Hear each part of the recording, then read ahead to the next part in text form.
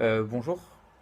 Alors mon sujet est la réponse du gouvernement français à la crise du Covid-19 est-elle une relance keynésienne ou non? Pour pouvoir répondre à cette question, il faudrait déjà savoir ce qu'est que ce keynésianisme. Le keynésianisme est une théorie économique inventée par John Maynard Keynes. Il, euh, il consiste en une théorie qui affirme l'intervention active des gouvernements dans l'économie et la politique monétaire.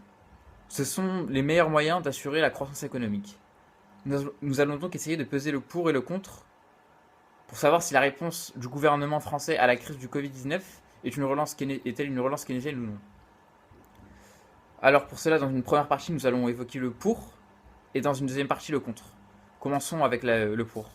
Le pour du retour au keynésianisme. Alors premièrement, selon la théorie de Keynes, les gouvernements interviennent dans l'économie du pays avec des politiques monétaires.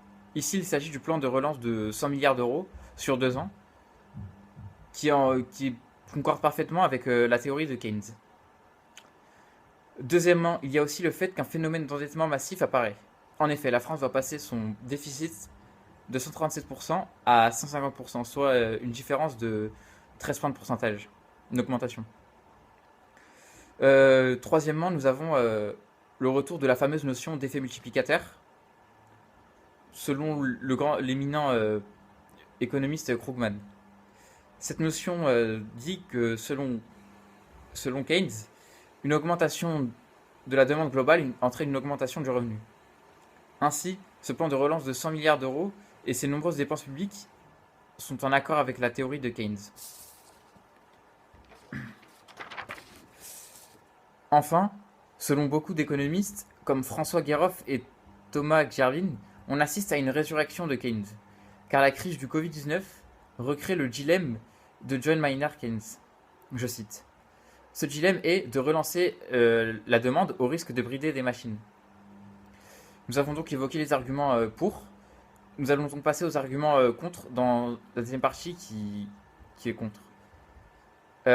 Alors, le plan de relance. Premièrement, le plan de relance français de 100 milliards d'euros sur 2 ans soutient d'abord l'offre et l'investissement. Or, selon la théorie de Keynes, le plan de relance devrait se diriger vers la demande, ce qui n'est pas le cas ici. Ensuite, cette crise n'est pas seulement un choc de demande, mais également un choc d'offre. Il s'agit d'une crise globale et le problème n'est pas seulement financier, c'est un manque de confiance. Alors que durant la crise de 29 et l'après-guerre, c'était principalement un choc de demande. Vient alors la notion d'effet d'éviction. Pour contrer l'idée de Keynes, qui est l'effet multiplicateur, cet effet d'éviction désigne une perte de confiance due à l'augmentation de la dette et une propension à épargner plus importante.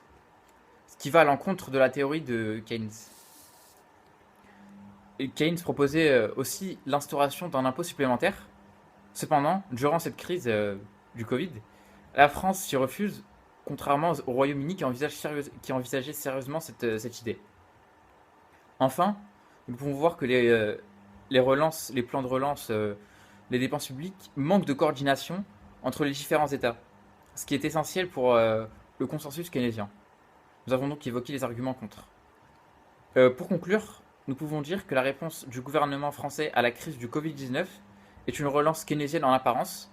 Le gouvernement investit, il y a des dépenses publiques, etc. Cependant, ces plans de relance sont pour l'offre et non pour la demande. L'impôt de Keynes n'est pas instauré et les plans de relance ne sont pas coordonnés.